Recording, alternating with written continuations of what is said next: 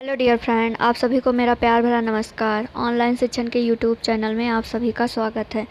दोस्तों, आज की वीडियो में हम लोग पवन सीरीज के लघु उत्तरीय प्रश्नोत्तर कर रहे हैं। तो आज की वीडियो में हम लोग शब्द रूप देखेंगे। इससे पहले की वीडियो में भी शब्द रूप देखे हैं, तो आज की वीडियो में फिर से हम लोग शब्द रूप आगे के जो हैं वो देखेंगे। तो सबसे पहले हमारा है यद। यद मतलब होता है यदि, और यद हो गया, तद हो गया, शाह हो गया, ये सब हमारे सर्वनाम है। तो जिसमें यद हम लोग देखेंगे, और यद का मतलब होता है जो, और ये जो है ये पुल्लिंग के लिए प्रयुक्त होता है, यानी पुल्लिंग शब्द के लिए प्रयोग किया जाता है। तो यद का शब्द रूप देखेंगे किस तरीके से है।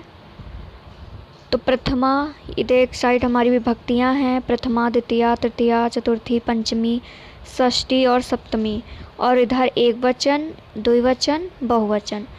तो हम देखेंगे कि हमारे शब्द रूप किस तरह से चलते हैं। तो यह, यो, ये, यम, यो, यान, एन, याभ्याम, एहे, अश्मय, अयभ्याम, एभ्य, अस्मात्, अभ्याम और एभ्य, यस्य, ययो, यशाम, यस्मिन्, ययो, एषु। क्लियर। संबोधन में दोस्तों प्रथमा ही विभक्ति आ जाती है, जैसे कि हे यह, हे यह, हे या, हे ये। ओके। तो अब ऐसे ही हमारे जो है यद के नपुंसक लिंग के शब्द रूप चलेंगे। तो किस तरीके से ये चलेंगे देखते हैं दोस्तों। विभक्ति एक वचन, द्विवचन, बहुवचन। ठीक है।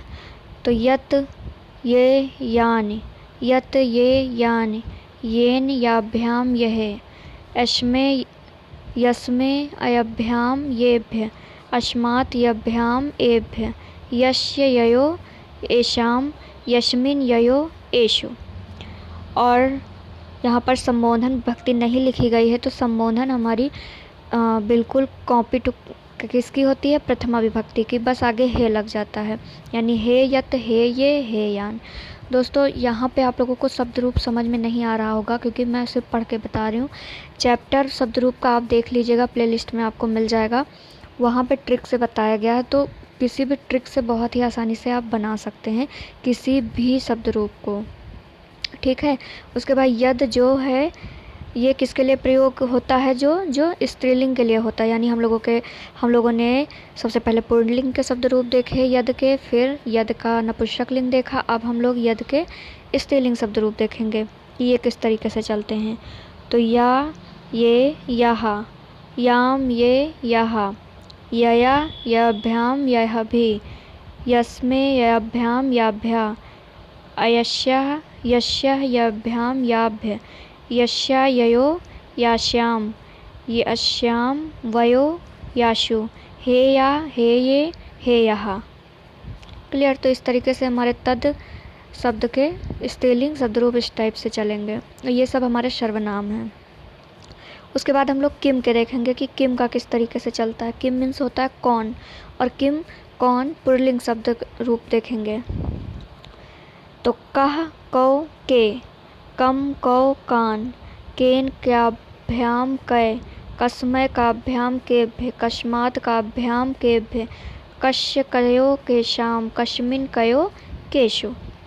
दोस्तों, किम, जैसे यहाँ पर किम है, तो किम के लास्ट में क्या आ रहा है, आ रहा है। तो यहाँ पर कौन से शब्द रूप चलेंगे, अकारांत पुल्लिंग। तो इन सब की ट्रिक है, अकारांत पुल्लिंग, अकारांत स्त्रीलिंग, अकारांत नपुंसक लिंग, उकारांत, इकारांत, ऋकारांत, तकारांत। इस तरीके से ट्रिक से आपको सब बताया गया है। तो आप लोग वीडियो देखेंगे तो वहाँ पे अच्छे से आपको समझ में आ जाएगा कि कब किस में कौन सा रूल प्रयोग होगा। उसके बाद हम लोग किम का कौन जो है देखेंगे, नपुंसक लिंग का, यानी पुल्लिंग देख चुके हैं, हम नपुंसक लिंग देखेंगे कि इसके शब्द रूप किस तरीके से चलते हैं। तो किम के कान, किम के कान, केन, काभ्याम, कै, कस्मै, काभ्याम, केभ्य, कस्मात्, काभ्याम, केभ्य, कस्य, कयो, केशाम, कस्मिन्, कयो, केषु। क्लियर। और संबोधन नहीं दिया गया है, तो संबोधन प्रथमा का ही रिपीट होता है, बस हे लग जाता है, जैसे कि यहाँ पर हो जाता है हे किम, हे के, हे कान। ठीक है। उसके बाद किम का स्त्रीलिंग शब्द रूप देखेंगे कि किस तरीके से चलता है।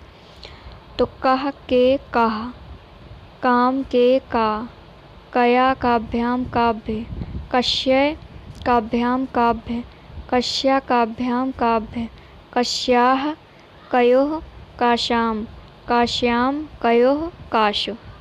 क्लियर। संबोधन में क्या होगा, हे का, हे के, हे का।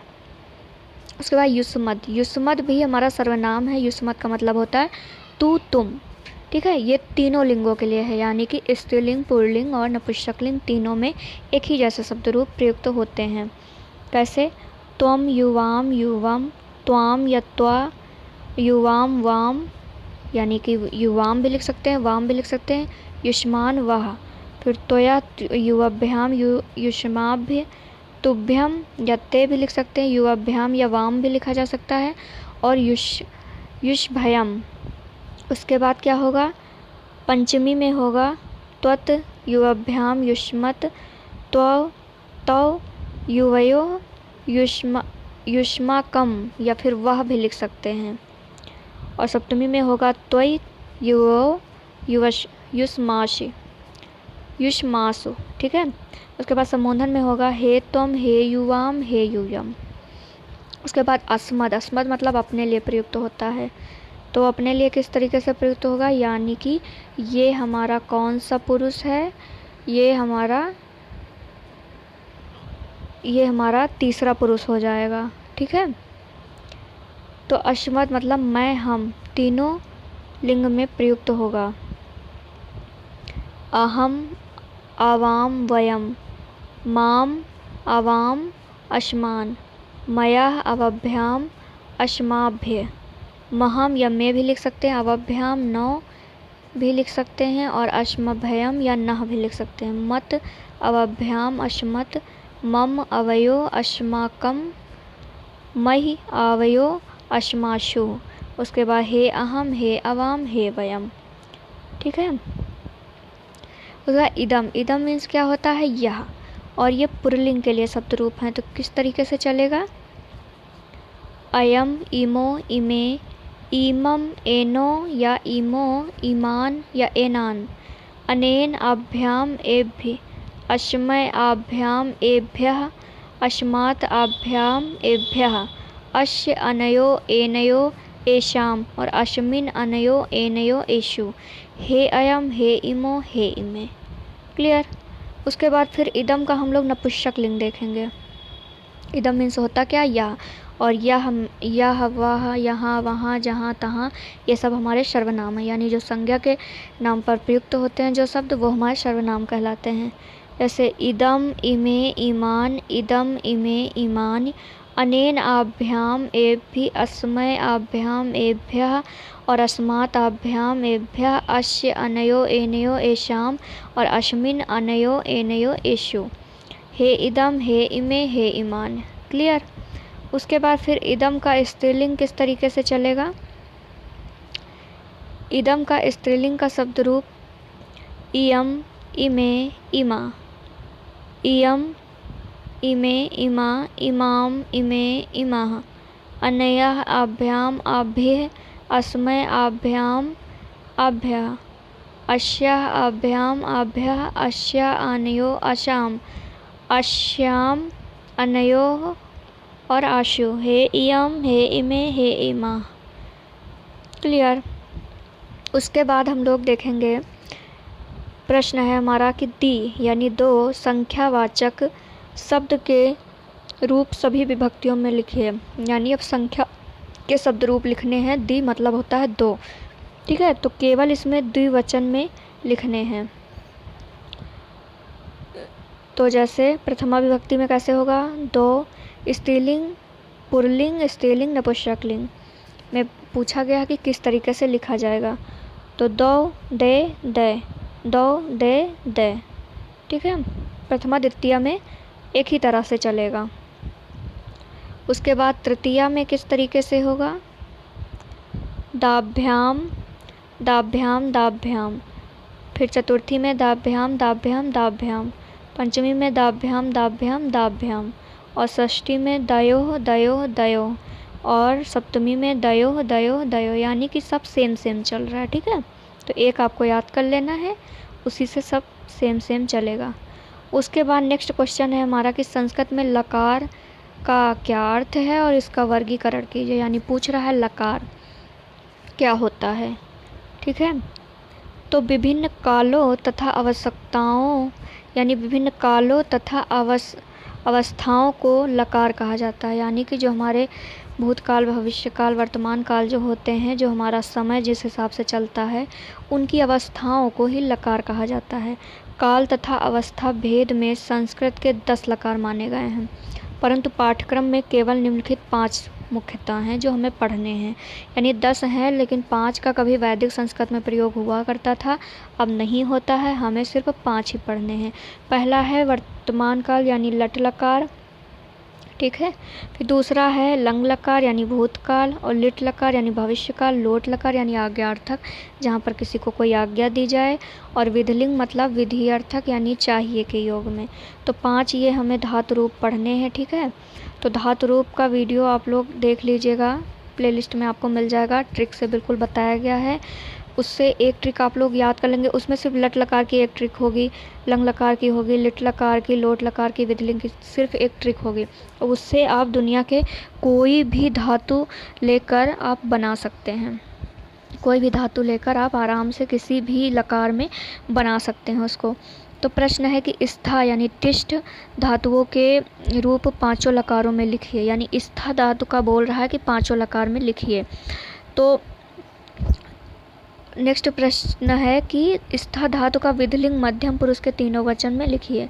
यानी कि 5 में लिखना है, प्लस एक क्वेश्चन और है कि विधिलिंग में, तो विधिलिंग भी 5 में ही आ जाएगा। यदि आपको ट्रिक अच्छे से आती होगी तो आप लोग यहाँ बहुत ही अच्छे से बना लोगे।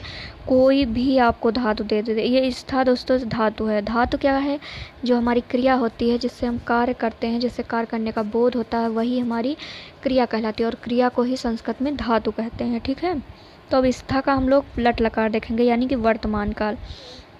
तो हमने ट्रिक से आपको बताया था कि हमको सिर्फ लास्ट का याद रखना, ती ताह अंति सी था था और आमी आवा आमा। ठीक है, इसमें बस हमको आगे की धातु जोड़ देनी। जैसे हमें तिष्ठ का बनाना है, यानी स्था को तिष्ठ ही बोला जाता है, तो तिष्ठति तिष्ठता तिष्ठन्ति तिष्ठसि तिष्ठथा तिष्ठत तिष्ठामि तिष्ठाओ तिष्ठामा। ठीक है, उसके बाद लोट लकार यानी आज्ञावर्तक में कैसे बनाएंगे? तो यहाँ पर दोस्तों हमको याद क्या करना था, लास्ट के याद करने थे, तू ताम तू आम अंतु। ठीक है, इस तरीके से याद करना था। तो आप लोग अगर जो लोग प्रशिक्षु ऑनलाइन शिक्षण से जुड़े हुए हैं उन्हें तो ये आता ही होगा, और जो पहली बार आज वीडियो को देख रहे हैं तो वो ये वीडियो पिछली क्लास में आपको बताया गया है, तो प्लेलिस्ट में जाइएगा तो वहाँ से आपको मिल जाएगा।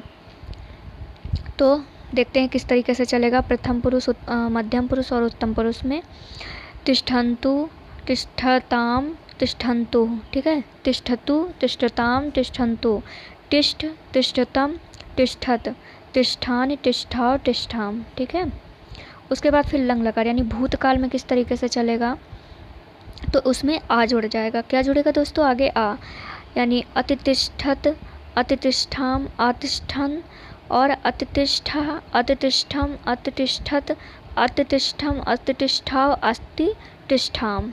क्लियर? उसके बाद फिर देखते हैं हम लोग विधिलिंग यानी चाहिए के योग में किस तरीके से चलेगा हमारा। तो इसमें तिष्ठेत तिष्ठेताम तिष्ठेयु तिष्ठे तिष्ठेतम तिष्ठेत तिष्ठेयम तिष्ठेयो तिष्ठेम। ठीक है, उसके बाद फिर लिट लकार यानी भविष्य काल में किस तरीके से चलेगा। तो भविष्य काल में स्थयस्ति स्थयस्सा और स्थयस्ति यानी स्थयन्ति। ठीक है, और उसके बाद स्थयसि स्थयथा और स्थयथ। ठीक है, उसके बाद स्थयामि स्थयावह स्थयामः। ठीक है, उसके बाद वद मीन्स बोलना होता है, तथा पत मीन्स गिरना। बताया गया है कि बोलना गिरना ये हमारी धातुएं मतलब क्रिया है, तो ये संस्कृत में हो गई धातुएं, और इनके 5 लकार लिखने हैं, यानी 5 लकारों में लिखना है। लट लकार, लोट लकार, लंग लकार, लिट लकार और विधिलिंग में। ठीक है, तो वद का भी लिखना है और पत का भी लिखना है। तो सबसे पहले हम लोग वद का देख लेते हैं। तो अगर ट्रिक आप लोगों को आती है तो बहुत ही आसानी से बना लेंगे। वदति वदतः वदन्ति वदसि वदतः वदत वदामि वदावः वदामा, ये हमारा लट लकार हो गया। फिर लोट लकार में किस तरीके से होगा? वदतु वदताम वदन्तु वद वदतम वदंत वदानि वदाव वदामा वदाम, ठीक है। उसके बाद लंग लकार यानी भूतकाल में हमेशा आ आगे जुड़ जाएगा, ठीक है। आवदत आवदत आवदताम आवदन अवदह अवदतम अवदत अवदम अवदाव अवदामा अवदाम, ठीक है। उसके बाद विधिलिंग यानी चाहिए के योग में कैसे होगा? वदेत वदेताम वदेयु वदे वदेतम वदेत वदेयम वदेव वदेम। उसके बाद फिर लिट लकार यानी भविष्य काल में किस तरीके से होगा? वदिष्यति वदिष्यता वदिष्यन्ति वदिष्यसि वदिष्यता वदिष्यत वदिष्यामि वदिष्यावा वदिष्यामा। इस तरीके से हमारे वद लकार के सारे कंप्लीट हो गए, 5 लकार। अब हम लोग देखेंगे पत यानी गिरना जो धातु है, ये हमारी पर इसमें पद है, ठीक है। तो इसमें लट लकार देखेंगे। पत मीन्स होता है गिरना, तो पतति पततः पतन्ति पतसि पततः पतत पतामि पताओ पतामा। उसके बाद लंग लकार यानी भूतकाल में क्या होगा? आ जुड़ जाएगा। आपतत आपतताम आपतन अपता अपतम अपतत अपतम अपताओ अपताम, ठीक है। उसके बाद फिर लिट लकार यानी भविष्य काल में कैसे होगा? पतिष्यति पतिष्यता पत्यस्यन्ति पतस्यसि पतिस्ता पतस्यति पस्त्यामि पस्त्यावः पतिष्यामः, ठीक है। लोट लकार में किस तरीके से होगा? आज्ञावाचक है तो पतित पततु पतताम पतन्तु पत पततम पतत पतानि पताओ पताम। फिर विधिलिंग में किस तरीके से होगा? विधिलिंग में किस लिए प्रयोग किया जाता है? चाहिए के योग में, तो पतेत पतेताम पतेउ पते पतेतम पतेत पतेयम पतेओ पतेम। दोस्तों मैं पढ़े जा रही हूँ, आपको समझ में नहीं आ रहा होगा, आप सोच रहे होंगे कि इस तरीके से मैम रीड करते चली जा रही हैं, तो ऐसे तो हम भी लोग अपने आप से पढ़ सकते हैं। पर यहाँ पे मैं इसलिए रीड कर रही हूँ, ओनली आपको नहीं बता रही हूँ क्योंकि चैप्टर में बहुत ही अच्छे से आपको पढ़ाया गया है। अगर आप लोग ट्रिक से एक बार देख लेंगे तो मेरी तरह आपको भी बहुत ही आसान लगेगा। बस कोई भी आपके सामने होगा धातु आप आराम से बना लोगे। अगर उसमें से केवल मध्यम पुरुष का पूछेगा तो आप बता लोगे, प्रथम पुरुष का पूछेगा तब भी बता लोगे, जिस भी पुरुष का पूछेगा आराम से आप बना भी लोगे, बता भी लोगे, ठीक है। तो ट्रिक आप लोग देंगे, और ट्रिक कोई बहुत कठिन नहीं है, बस सिर्फ 5 लकारों की 5 ट्रिकें आपको याद रखनी है और वो बहुत आसान है। 4-5 बार गा के आप लोग रिपीट कर लेंगे, आ जाएगा आपको। तो वहाँ वो वीडियो आपसे विनम्र आग्रह है कि वो ज़रूर देख लीजिए, वरना शब्द रूप और धातु रूप ऐसे याद करने वाला नहीं, रटते रटते परेशान हो जाएंगे, फिर भी रटन प्रणाली काम नहीं आएगी। ये बहुत रटना पड़ेगा, बहुत सारे शब्द रूप हैं, बहुत सारे धातु रूप हैं। उसके बाद गम धातु का लिट लकार बोला है कि इसका शब्द रूप लिखिए। तो लिट लकार मीन्स होता है भविष्य काल, ठीक है। लिट लकार तो गमिष्यति गमिष्यता गमिष्यन्ति गमिष्यसि गमिष्यथा गमिष्यत गमिष्यामि गमिष्यावा गमिष्यामा, ठीक है। उसके बाद नेक्स्ट क्वेश्चन है हमारा कि कारक क्या है, उसके भेद बताइए। यानी पूछा है कि कारक क्या है। तो करोतीति कारक है, यानी अर्थात क्रिया के साथ प्रत्यक्ष संबंध रखने वाले शब्दों को ही कारक कहते हैं। कारक किसको कहते हैं? जो क्रिया से सीधा संबंध रखता है, मतलब कोई कार्य करने की क्षमता है, कोई कार्य कर रहा है तो उससे सीधा संबंध रखता है, वही हमारा कारक कहलाता है। कारक के भेद देखो, कारक के भेद हिंदी में तो 8 होते हैं लेकिन संस्कृत में 6 होते हैं। संस्कृत में मुख्य 6 कारक होते हैं। संबंध कारक को कारक नहीं मानते क्योंकि उसका क्रिया से साक्षात संबंध नहीं होता है। संबोधन को प्रथमा विभक्ति के आने के कारण, प्रथमा विभक्ति में आने के कारण इसको भी इसी रूप का माना जाता है। यानी प्रथमा और संबोधन को संस्कृत में कारक की संज्ञा नहीं दी जाती है। वजह क्या है? क्योंकि ये दोनों जो है कारक क्रिया से सीधा संबंध नहीं रखते हैं, ठीक है। तो हमारे संस्कृत में कारक 6 ही होते हैं, ये आपको याद रखना है। कर्ता कर्म चा करणम संप्रदानम तथैव चा अपादानम अधिकरणम इत्याहु कारका ऋषट, ठीक है। ये इतने 6 कारक हैं। फिर विभक्ति का आशय स्पष्ट कीजिए। यानी पूछा है विभक्ति क्या है, विभक्ति का आशय स्पष्ट करिए। तो शब्दों के साथ विभिन्न संबंधों को प्रकट करने के लिए भिन्न भिन्न चिन्ह प्रयोग होते हैं, वही विभक्ति कहलाते हैं। यानी किसी शब्दों के साथ किसी का संबंध स्थापित करना है तो हमें कई तरीके के चिन्हों का प्रयोग करना पड़ेगा, तो जो चिन्ह का प्रयोग करते हैं वही हमारी विभक्ति कहलाती हैं। विभक्तियाँ हमारी होती हैं 6 संस्कृत में, ठीक है। प्रथमा, द्वितीया, तृतीया, चतुर्थी, पंचमी, षष्ठी, सप्तमी, सम्बोधन। तथा देखो, सम्बोधन और प्रथमा को संस्कृत में संज्ञा नहीं दी जाती है कारक की, ठीक है। तो जैसे कर्ता ने, इसका क्या चिन्ह है, कर्ता का ने है। कर्म को करण से मतलब किसी साधन की बात करी जाएगी, संप्रदान के लिए या दान के अर्थ में, अपादान से यानी अलग होने के भाव में, और संबंध यानी किसी से रिश्ता बताया जाएगा, अधिकरण में पर ऊपर, ठीक है। संबोधन में है अरे भो। दोस्तों इसके बाद आज की वीडियो को हम लोग यहीं समाप्त करते हैं। मिलते हैं नेक्स्ट वीडियो में नेक्स्ट और क्वेश्चन के साथ। तो आप लोगों से विनम्र आग्रह है कि प्लीज़ धातु रूप और शब्द रूप का वीडियो आप लोग प्लेलिस्ट में जाके देख लीजिए एक बार, अभी भी वक्त है, आप लोग प्रैक्टिस कर लेंगे आराम से, आपको चीज़ें बहुत ही आसानी से आ जाएंगी, ठीक है। Thank you class.